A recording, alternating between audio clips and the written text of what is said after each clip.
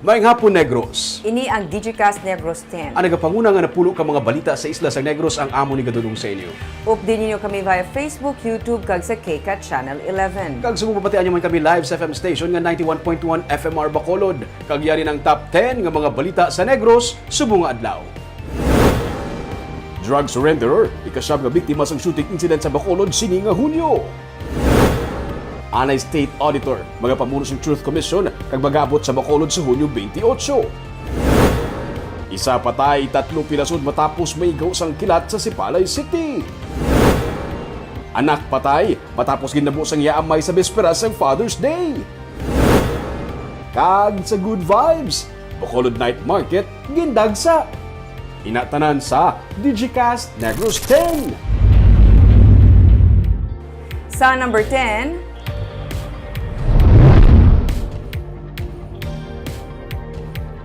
Anay State Auditor ang magapamuno sang Truth Commission kag magaabot sa Hunyo 28. Emergency Operations Center ang igapaidalom naman ni Mayor-elect Albi Benitez sa City Disaster Risk Reduction Management Office. May report si Nico Delfin. Sa Hunyo 28, ipakilala na ni Mayor-elect Albi Benitez ang 5 kakatapos ang Truth Commission nga pagapamunuan sang isa ka Anay State Auditor. Ang Truth Commission ang igatukod sa incoming Benitez administration agud mausisa ang mga transaksyon sa outgoing Leonardia administration. Ining igapaidalom sa City Legal Office. Hindi lang na look at the past transactions. We'll recommend also on how we should conduct ourselves so that we don't have any unqualified audit findings in the future and how to make it more transparent. Samtang ginpahayag man ni Benitez nga bangod manubo na ang kaso ng COVID-19 sa syudad, iya ipaidalom sa Disaster Risk Reduction Management Office ang kampanya bahin sa pandemic response. I-collapse na siya, no? So, it was designed to respond sa pandemic, sa COVID situation. Kaya ang COVID subok, hindi naging tama ang mga operations, mga activities niya. Nagpasalig naman si DRMO Head Dr. Ana Marie Pornan nga ining masarangan sa iya opisina, ilabi na nga masami ilaman gina-activate ang EOC kung may kalamidad kag kasubong sang pandemic. Ang pamunuan sang City Health Office ang nag-recommend naman sadto nga ipaidalom ang EOC kag Interagency Task Force Against COVID-19 sa idalom sang Office of the City Mayor. Nico Delfin para sa Digicast Negros.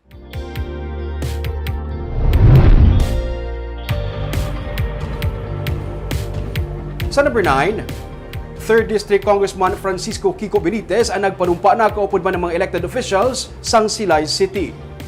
Kay outgoing Silay City Mayor Mark Goles nagpanumpa si 3rd District Representative Francisco Benitez. Ginsundan ini sang oath-taking ceremony sang katapos ang asenso Silay nga nagdalaog sa piniliay. Madason man nga naghatag sa iyang State of the District Address si Benitez kung sa diin iya ginpatpat ang mga hagna sa Kongreso angot sa Pandemic Recovery Plan. Nalakip diri ang pagdugang sang hospital beds, pagtukod sang infrastructure projects, halin sa road construction kag flood control project, pagpasanyog sang edukasyon kag livelihood project pinagi sa digital technology kag mga hagna nga magapabaskog sa kampanya sa pagpangapin sang dunang manggad kag pagpasanyog sang kultura. Ang seremonya ang kadungan sa pagsaulogman sang kaadlawan sang kongresista nga nagtakop sa magarbo nga fireworks display sa Magic Land Theme Park sa Silay. Today, I recommit myself, but throw down a challenge to us all, to commit to always bring to the fore and to the core of power the struggles and aspirations of our people.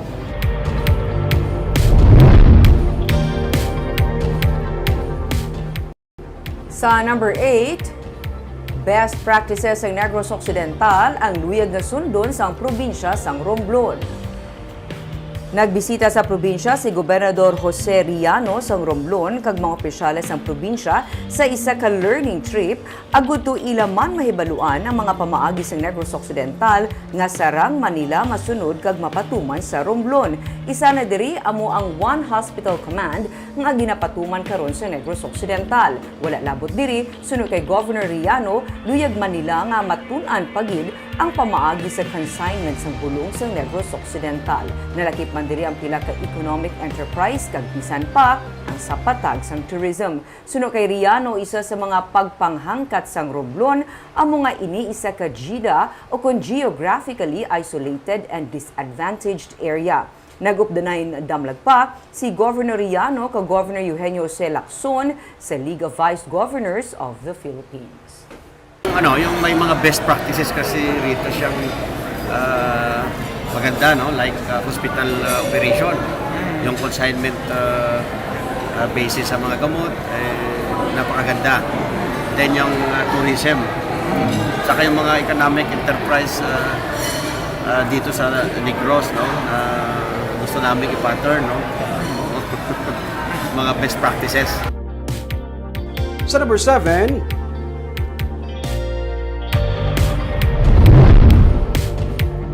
sa Banwa sa Calatrava, anak patay matapos labuon sang iya kaugalingon nga amay, bisperas sang Father's Day.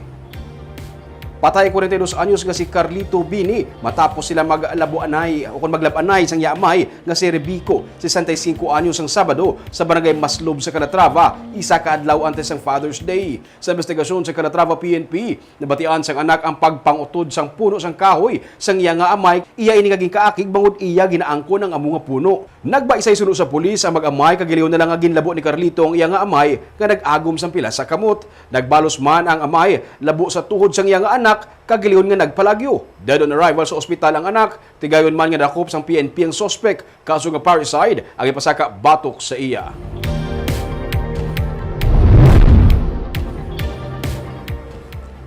Sa number 6, senior citizen, teenager, pareho nga nasapwan, patay. Nasapwan kahapon sa baybayon sa Barangay Guadalupe sa San Carlos City ang bangkay sa isa ka tigulang nga lalaki nga nagalutaw sa tunga sang lawod. Ang biktima ang ginkilala kay Jesus Navales, 70 anyos. Sunod sa San Carlos PNP, ulihi nga nakita nga nagapangisda sang Sabado sang gabi ang biktima o pudang iya mga kaingod. Samtang sang Biyernes naman nasapwan sa kilid sang dalan sa Valencia Negros Oriental ang bangkay sang isa ka teenager. Ang biktimang nasapwan nga may igo sang bala sa guya kag sa tiyan. Kahapon tigay nga nakilala ng biktima nga amo si Dennis Salisayo, 19 anyos. Ginahibalo pa tubtub sa karon sang PNP kung sino ang sa likod sa kamatayon sang teenager kag kung ano ang motibo sa pagpatay sa iya.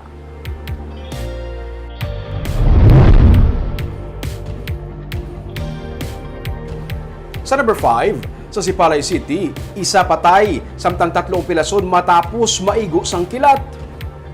Patay ang 16 anyos nga lalaki, samtang pilason ang 3 ka iban pa matapos naigo sang kilat sa sitio Don Jose, Barangay Manlukahok sa Sipalay City. Ang napatay kilala kay Christian Escarlan, samtang ang 3 ka iban pa ang mga nagkalapilasan. Sunod sa kay Sipalay City Executive Assistant for Public Safety nga si Junilo Bugtae, mga alas 3 ang hapon sang nagligad nga Biyernes sang nakabaton sila sa report angot sa among nga insidente. Dugang pa ni Bugtae, sa inisyal nga impormasyon, nagalakat ang mga biktima para mananom sang puno para sa tree planting activity sang nag-ulan kag ginigo sang kilat. Ang 2 ka mga biktima ang gin-refer na sa ospital sa Bacolod, samtang yara sa klinik naman sa syudad ang isa sa ila.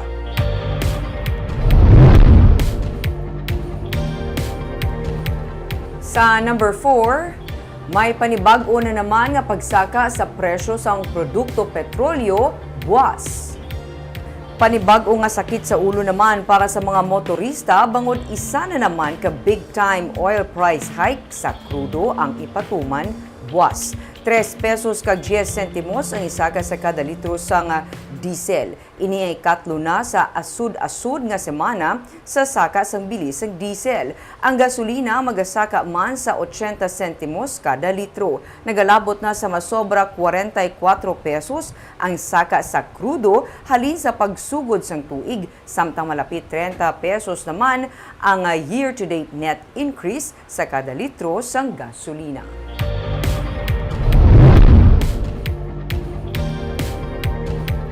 Sa number 3, sa bulan sa Hulyo ginapaabot ang pag-file sa hagna nga nagapostpone sa barangay elections.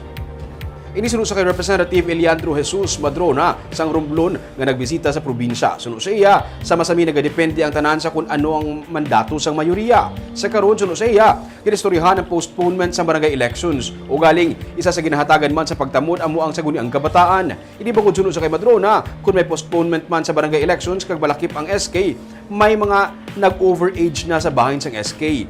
Ini ang pag-istoryahan pa Kung madayon man ang postponement sa barangay elections, mahimo ini sa masunod nga isa o kun duha ka tuig sunod sa kay Madrona. Damlag pa. Sandig sa timetable sa Commission on Elections, sila naghahanda na para sa barangay kag SK elections, tubtub nga wala sang layi nga nagamando sang pagpospone sang amo nga piniliay. Naririnig namin is there will be a postponement. May kunting implikasyon lang. Kasi if we postpone the barangay elections, we need to postpone also the SKs. And you could, see na mostly overage na yung mga SKs kung magka-postpone ng 1 or 2. Pero ididebate pa naman yan. So there will be bills filed starting July 1, and then it will undergo public hearings. So finally, personally, I'll be very frank, kung it's sa barangay elections lang, I am for that. Sa number 2,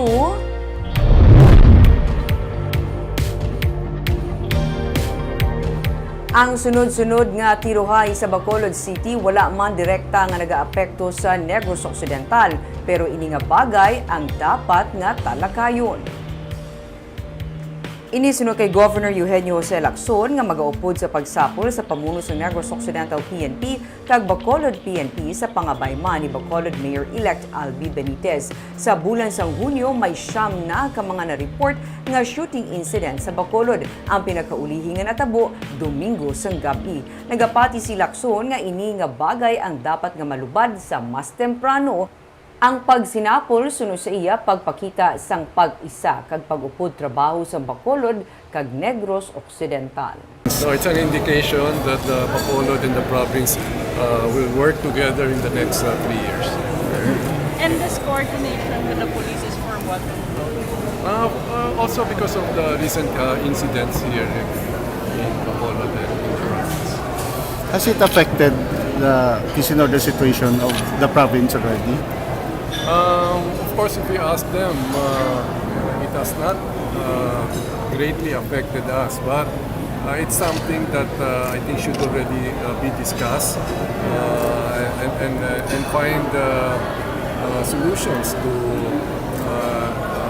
these incidents. No? Kaag sa numero 1 sa mga balita, subong nga adlaw.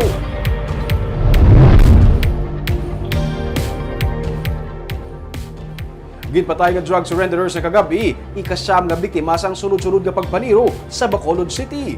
Mayor-elect Albi Benitez luyag nga i-review ang performance sang Bacolod City Police Office. May report si Nico Delfin. Sa kuha sang CCTV sa barangay, makita ang ini nga tricycle nga ginasundan sang isa ka wala makilala nga gunman sa Pilarta Street, sakop sang barangay 31 Domingo sang gabi. Sa pagpangusisa sang Police Station 6, ang tricycle nga ginamaneho sang anay drug surrenderer nga si Christopher Guanzon, 38 anyos, ang nagdulog lang sa balay sang iya utod agud sugato ng iya pamilya sang siyang gintiro kag napatay sang nalagyo nga gunman.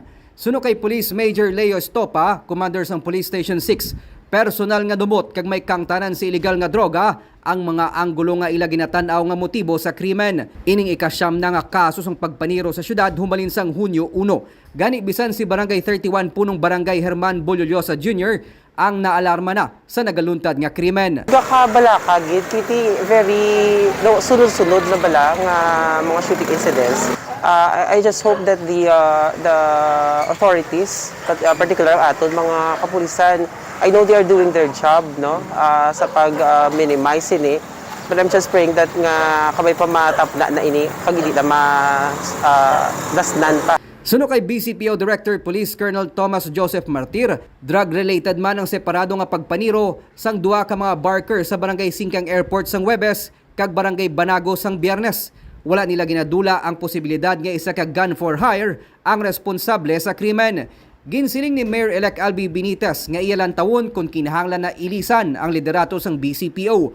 Nagapati siya nga dapat ma-evaluate kag ma-review ang performance ng BCPO. Everybody is under review in terms of performance, no? Tanan kita. I mean, kita ya every 3 years gina-review. Sila ya every day gina-review. Samtang pulis naman ang ginatudlo responsable sa nagluntad nga pagpaniro sa Dalan Rizal sa Barangay 26 Domingo sang Kagahon.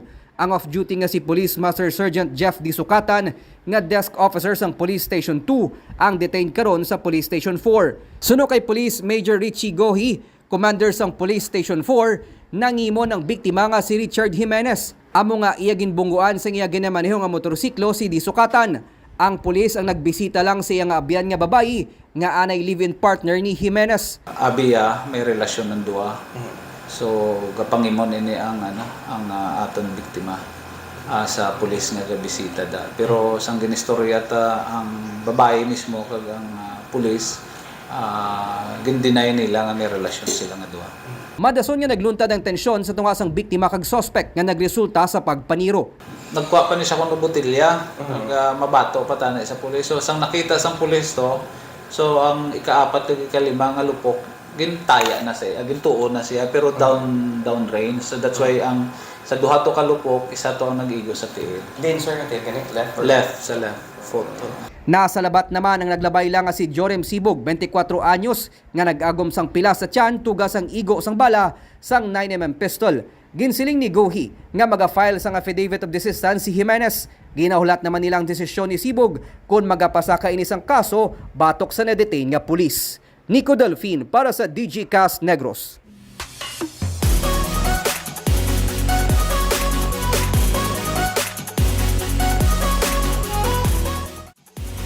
Sa Good Vibes, Bacolod Night Market para sa ukay-ukay gindagsa. Mga hard-to-find items sara nga makit-an diri. Yaring report ni Romeo Subaldo. Pagpatak sa alas 4 sang hapon, masako na ang pagpatindog sa mga canopy tent. May mga ginapanghaplig na nga mga folding bed sa Balestero Street sa kilid sa Gaisano sa downtown area sa Bacolod. Si Pinta, pusapos yung bayaran niya. Mga nag-aya! Paputalom na. Tara niya kulon, tara niya size, 1 to 50 ang size yan. Ang always yan, size 2 pito alin sa ulo, pag-adpo, sa si Pinta, mga size. Aray, tatlo sina lang Kada bulantero kag negosyante, may kinaiya nga pamaagi para makatawag sa atensyon sa customer. Dami. 50 peso. 50 pesos? Yes. Ang magabiyan nga Lex Nilius kag Fredo Bayonon, present sa night market, nagapangita man sang bayo kag delargo nga barato. Sa Pilipinas, kailangan makita, Sir Romeng, nga mag-try ka sa liog. Diba? Takto na. Sa Pilipinas, Gutok na. Gutok. Try this one, no? Try this. Si Fredo naman, mahilig sa ukay-ukay, makabarato ka na, makabulig ka pa sa palibot. No matter, kaya doon ka help man sa environment kung you support sustainable clothing. Doon ka sama, doon ka man na gina-practice ko man lang. Ato, bako ukay-ukay ka gid. Oo. Kung may makita, malangan nag-miss, okay, why not, bakal. May mga higante nga mga stuffed toys, tag-10 nga mga delargo, 300 nga mga bayo, tag-50 nga mga shorts, kag madamo pagid sa pilian. Nagsugod sila Biyernes hanggang itubtub Domingo. Nagalaom sila nga makaliwat pagid sini naman ng weekend. Musta ka negosyo? Okay man. Damo tawo, no? Ari ko kita sa amon nga bulanti ito, ikaw mo na bulanti mo. Oo. Baka may mabuwi na. Pa-extend ka mo yan next week? Kano yan? Tani, no? Sa naman niya Biyernes? Yan Sunday Lex kag Fredo, nakakita pa sang Golden State Warriors kag jacket kag may onesie pa nga manok. Ano na? Pila na iya? Uy, still 40. Costume? Yeah, Manok? chicken. Manok, tigas! Chicken, nag-40 lang. 40 pesos? Oh, yes. Tatlo na hard to find items kag 180 pesos lang na ayo pagid sang 150 pesos. No, 150.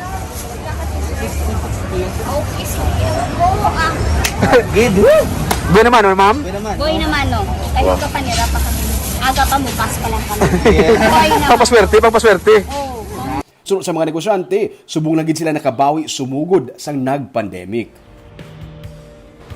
Nagapati ka man na Barb, kung kaigo siya sa liog mo, makaigo na sa simo, sawak mo. Ikaw, ma-check ko. Hindi na ganito tuod niya. Hindi ginatuod niya gali iya. Di, pero kabalok mo nagkadto kagidto ya ha nga personal nga mong kay okay gid man. Oo, dami ko na nami ito sa actually sa nabakal ko nilingigan kaigo sa akon. Next time din ako sa liog sa hita na ko matapos. Inspiration Luming. Oh, Para lagson sa- ko na siya, Barb. Baka okay na siya. Kagawin itong mga balita sa Negros, Subunga Adlaw. Kay man sa panahon karon importante nga may ihibalo ka sa nagkakatabo sa imo nga palibot. Pero dapat balanse kay eksakto mga impormasyon. Parahan kami nga magapangalagad sa Negrosanon. Ako si Barbara Mijares. Tubtub sa buwas ako naman si Romeo Subaldo, mayong hapon.